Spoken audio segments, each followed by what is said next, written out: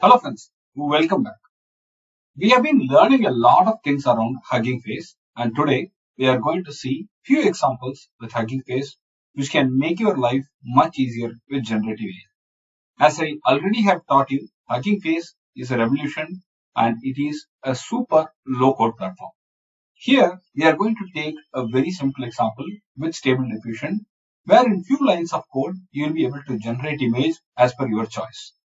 Let's go ahead with the code. I'll also show you the output. I ran all of this in the Intel TBR Developer Cloud. You can run this with the Intel TBR Developer Cloud, or you can go ahead with Google Colab, whichever you like as convenient, and you can run this. Let's get into the code. The first step is to go ahead and install the necessary packages, the diffusers, transformers, and arch. All these have to be done. That is the first step. And from diffusers, we are importing the stable diffusion pipeline. Then we are importing the torch. We are using the model of this stable diffusion -v1-4. That's the model. And this is the very important thing. And we are sending it to CPU, and you can use GPU faster generation. I'm running it with CPU. Now you need to give the prompt. The prompt is hyper realistic, clear city with high-end cars flying on the skies.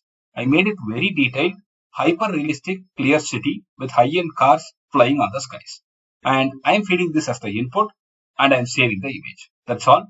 The code is available in the Git as well. I'll share the link in the description. Go ahead and try this out. And once I run it, I got this as the output. Very creative, hyper realistic, futuristic city where you can see cars flying as well.